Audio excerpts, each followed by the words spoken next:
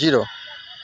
আমার খুবই কাছের এক কবি বন্ধু জুয়েল কলিন্দ, যার কবিতার মধ্যে ভিন্নতা এবং আধুনিকতা এবং বৈশ্বিক ভাবনা এবং আন্তর্জাতিকতা বিদ্যমান রয়েছে। আমি মেঘদাদ মেঘ আপনাদেরকে স্বাগত জানাই তার কবিতা পাঠের এই সংক্ষিপ্ত আসর। জুয়েল কলিন্দ 1985 খ্রিস্টাব্দে জন্মগ্রহণ করে। তার বাবা মোহাম্মদ সিরাজুল ইসলাম, মা হুসনে আরা বেগম শাহিনা।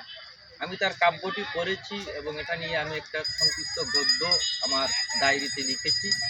আমি দু একটি কথা বলে তার কয়েকটি কবিতা পাঠ করব।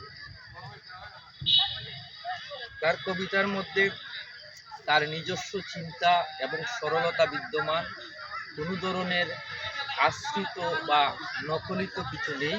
সে তার জীবন থেকে লিখে, তার কবিতা পড়ে মনে হয় সে যেন জীবন খরচ করে একটি কবিতা লিখছে। হৃদয়ের সৌদা পাতি নিয়ে সে সাহিত্যের জগতে আছে। তার একটি কবিতা অবরুদ্ধ শব্দের বিস্ফোরণ। জুয়েল কলিন্দ অবরুদ্ধ সেই সব শব্দেরা নির্নিমেষে পথ চলে মগজের গহ্বরে, খণ্ডিত গুঞ্জনের অতলান্তে বৈখালিক কুনসুটি ভ্রমণে, মহুয়ার মাথাল গন্ধে, মহুয়ার মাথাল গন্ধে বিস্মৃতির অতলে হারিয়ে গিয়ে পুনরায় ফিরে আসুক মহুয়ার গন্ধ মাখা পংক্তি হয়ে।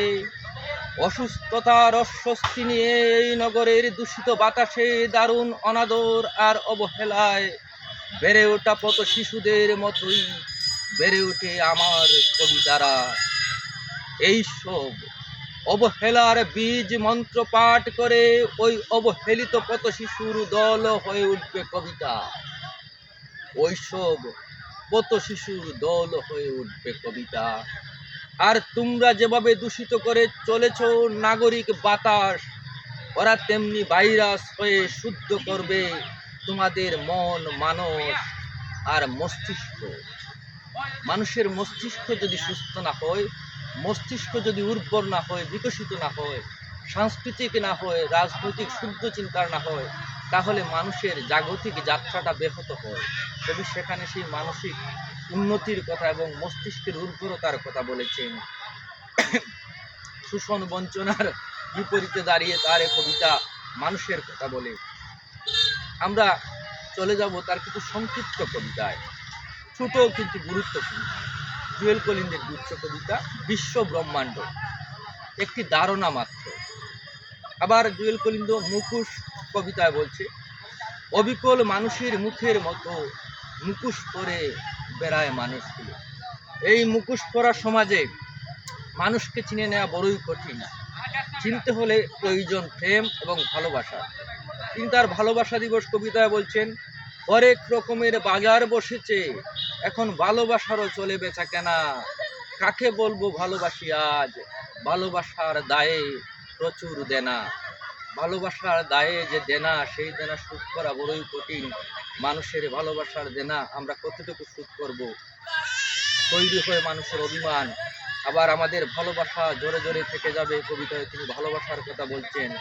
বর্তমান কালের কত কবিতাটি পাঠ করছি। জুয়েল কলিন্দ বর্তমান কালের কত। নিরাপদ দূরত্ব বজায় রেখে সুবিধাজনক অবস্থানে থেকে আদর্শের বুলিয়া উড়ানো বুদ্ধিজীবীরা কি জানেন? ক্ষুধার্ত অনাহারী মানুষের কাছে ক্ষুধা নিবারণ আর নেশায় আসক্ত প্রজন্মের কাছে নেশা নিবারণের চেয়ে বড় কোনো আদর্শ নেই। অত্যন্ত সুন্দর একটি কবিতা।